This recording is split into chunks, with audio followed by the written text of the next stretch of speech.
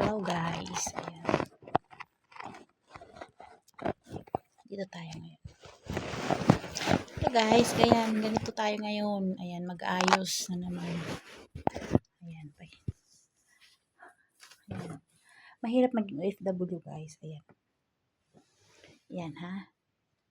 Ito. Ilang araw ko palang inayos. 2 araw siguro nakalipas. Yan. 2 araw. Tinupi ko. Maayos. Patong-patong. Nakaayos. Ayan ba naman? Makikita mo ba naman ganyan na? Anong gagawin ko dyan? O di lamukusin ko na lang. Ayan. Diba? Tagal-tagal ko na nagtatrabaho. Ayan.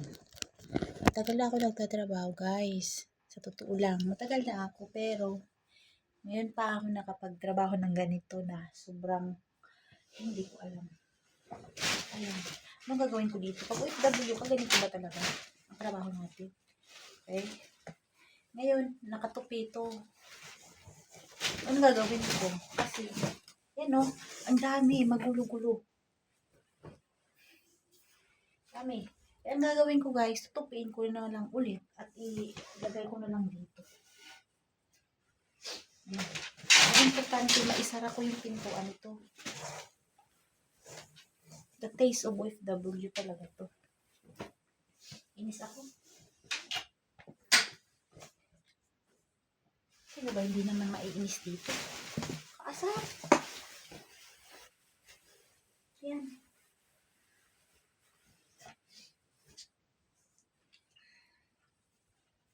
Gusto mo maayos. Tapos, ganito lang naman din ang gagawin. Pag ganito na lang man, o di, pagtiisan ko na, tutupiin ko na lang, na ganito. Ayan, bakit yan? Ayan. Ano? Basta, tutupiin ko na lang ito ng ganito. Ano ko lang, maisarado ko lang dito sa cabinet. Hindi ko na anuhin kasi ganun din. Bukas kakalkalin na naman din nila to, di para ano pa. O diba? Importante, maisara ko yung cabinet. Ito lang sa akin dito. Kasi guys, nakakapagod.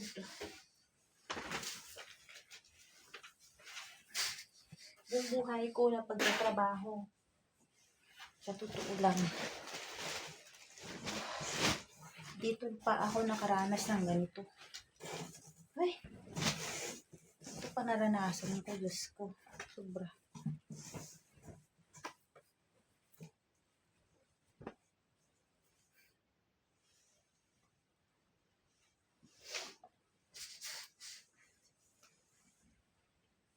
Hayaan ko na po sila. Ito mga damit na ito. Alam mo ba, ginaganito ko na lang din. Wala useless Pagandahin mo mas lalo kang mahirapan na nila.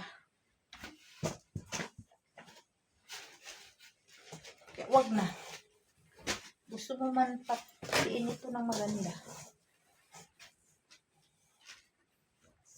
Sayang lang effort mo dito. Yan.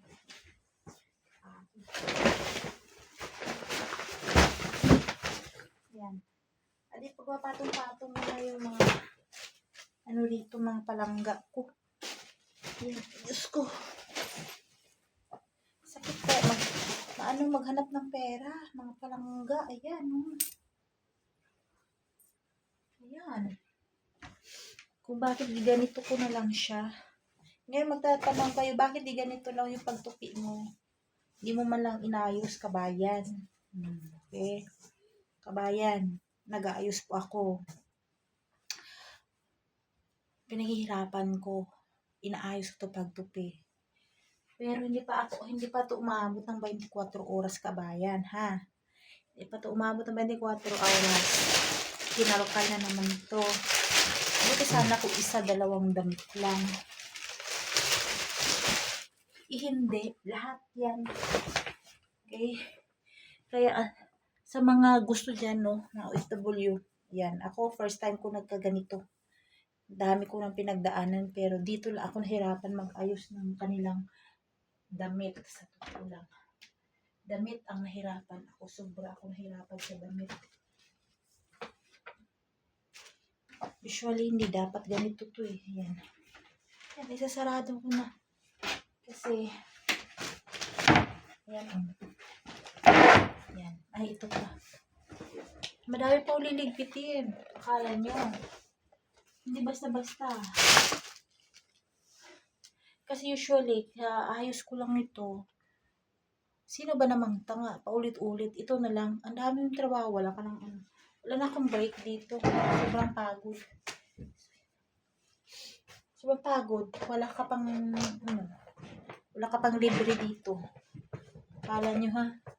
Hindi po tayo, nasa, depende po yan sa mga pinagdadaanan natin kung sa mga tao na o kung may-ari ng bahay, kung libre ba tayo.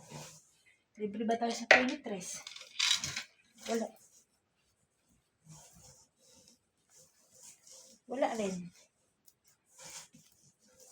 Ayan.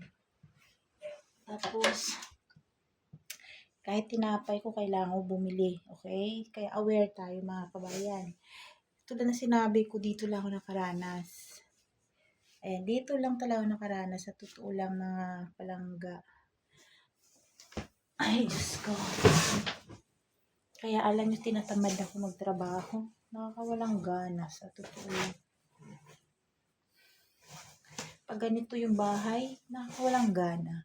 Gusto mo i-maintain yung kalinisan, yung organize. Pero hindi naman sila marunong mag-maintain. Anong gagawin mo? Di pa bayaan. Gayahin mo na rin sila. Kasi pag ang bahay kasi, marunong sila mag-maintain. Ayaw nila ng marumi. Ayan, ito. Ayaw nila ng marumi. Pero sila naman ang mahilig magdumi, di ba? Ang hilig nila magkalat. Reklamo ng reklamo. Sino naman nagkakalat? Sila. Dami pang sinasabi. Ngayon, kung ang amo ay talagang ayaw ng marumi, ayaw ng makalat, mismo nagsisimula yan sa sarili nila. Pero ito hindi eh. Magaling lang sila, ang gusto nila yung maayos. Pero paano mo aayusin to? Ito lang susundin mo araw-araw. Ang dami-daming trabaho, mga palangga. Akala nyo. Kaya yan sa mga gusto mag-abroad ha. Hindi kayo basta-basta na lang na ano dyan. Na ang pag-abroad ay madali. Hindi. Hindi madali. Kaya ayan. Tandaan nyo. Mahirap. At paswerte-swerte lang. Ako nga hindi ko alam kung paano ba to. Makatapos ba kaya ako ng kontrata ko rito? Hirap eh. Wala kang break. Pagkain mo, hindi ka pa makapagluto ng maayos din sa dahil nga ayaw nila ng amoy. Okay. Tapos, ang hirap din kasi, syempre, may alaga ka rin. Usually sa ngayon wala akong alaga. Kaya itong ginawa ko, nag-ikot ako sa bahay. Ito ang nadatnan ko. Usually ayaw ko sana to gagawin ngayon kasi gusto ko mag-break pahinga. Pero another work naman kasi ito bukas. At least bukas magaan-gaan na. Pero sure ako bukas meron na naman ito. Mas madami din ng kalat. Kaya ayan guys, ito inanok sa inyo. Mahirap po maging OFW. Sa pag-aayos lang, gusto mo organize, gusto nila malinis, pero